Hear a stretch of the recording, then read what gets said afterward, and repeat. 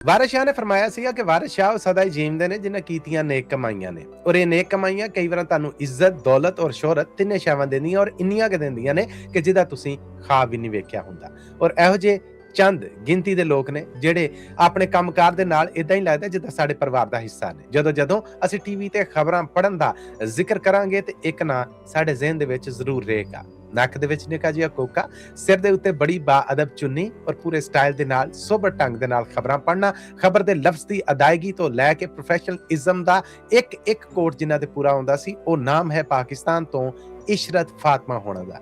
ਅੱਧੀ ਸਦੀ ਤੋਂ ਵੱਧ, 50 ਸਾਲਾਂ ਤੋਂ ਵੱਧ ਇਸ ਸ਼ੋਬੇ ਨੂੰ ਦੇਣ ਵਾਲੀਆਂ ਇਸ਼ਰਤ ਫਾਤਮਾ ਹੋਣਾ ਨੇ ਕੁਝ ਸਾਲ ਪਹਿਲਾਂ ਪਾਕਿਸਤਾਨ ਦੇ ਸਰਕਾਰੀ ਟੀਵੀ ਤੋਂ ਕਿਨਾਰਾਕਸ਼ੀ ਕਰ ਲਈ ਸੀ। ਆਪਣੀਆਂ ਮਜਬੂਰੀਆਂ ਕਾਰਨ ਪਰਾਂ ਹੋ ਗਈਆਂ ਸਨ, ਪਰ ਉਹ ਫੇਰ ਵੀ ਖਬਰਾਂ ਪੜ੍ਹਨ ਦੇ ਕੰਮ ਦੇ ਨਾਲ ਜੁੜੀਆਂ ਰਹੀਆਂ ਔਰ ਰੇਡੀਓ ਪਾਕਿਸਤਾਨ ਯਾਨੀ ਪਾਕਿਸਤਾਨ ਦੇ ਸਟੇਟ ਰੇਡੀਓ ਤੋਂ ਖਬਰਾਂ ਪੜ੍ਹਦੀਆਂ ਰਹੀਆਂ। ਪਰ ਉਹਨਾਂ ਨੇ ਹੁਣ 13 ਜਨਵਰੀ ਨੂੰ ਆਪਣਾ ਆਖਰੀ ਨਿਊਜ਼ ਬੁਲੇਟਿਨ ਪੜ੍ਹ ਕੇ ਖਬਰਾਂ ਪੜ੍ਹਨ ਦੇ ਕੰਮ ਤੋਂ ਰਿਟਾਇਰਮੈਂਟ ਲੈਣ ਦਾ ਐਲਾਨ ਕੀਤਾ ਹੈ। ਇਸ਼ਰਤ ਫਾਤਮਾ ਹੋਣੇ ਜਿਨ੍ਹਾਂ ਨੂੰ ਉਹਨਾਂ ਦੇ ਕੰਮ ਦੀ ਮਾਨਤਾ ਤੇ ਪਾਕਿਸਤਾਨ ਦਾ ਹਰ ਵੱਡਾ ਐਵਾਰਡ, ਤਮਗਾ ਦਿੱਤਾ ਗਿਆ, ਪਰ ਸਭ ਤੋਂ ਵੱਡਾ ਤਮਗਾ ਜਿਹੜਾ ਹੈ ਉਹ ਹੈ ਉਹਨਾਂ ਦਾ ਲੋਕਾਂ ਦਾ ਦਿਲ ਜਿੱਤਣਾ। ਇਸ਼ਰਤ ਫਾਤਮਾ ਜੀ, ਤੁਸੀਂ ਆਪਣੇ ਕੰਮ ਤੋਂ ਤੇ ਰਿਟਾਇਰਮੈਂਟ ਲੈ ਲਈ, ਪਰ ਤੁਸੀਂ ਲੋਕਾਂ ਦੇ ਦਿਲਾਂ ਚੋਂ ਰਿਟਾਇਰ ਨਹੀਂ ਹੋਵੋਗੇ। ਤੁਹਾਡੀ ਇਸ ਰਿਟਾਇਰਮੈਂਟ ਦੇ ਮੌਕੇ ਤੇ ਤੁਹਾਡੀਆਂ 50 ਵਰ੍ਹੇ ਤੋਂ ਵੱਧ ਦੀਆਂ ਸੇਵਾਵਾਂ ਦੇ ਉੱਤੇ ਪੰਜਾਬੀ ਰੇਡੀਓ USA ਤੁਹਾਨੂੰ ਸਲੂਟ ਪੇਸ਼ ਕਰਦਾ ਹੈ ਔਰ ਤੁਹਾਡੇ ਕੰਮ ਦੀ ਸਲਾਹਨਾ ਕਰਦਾ ਹੈ।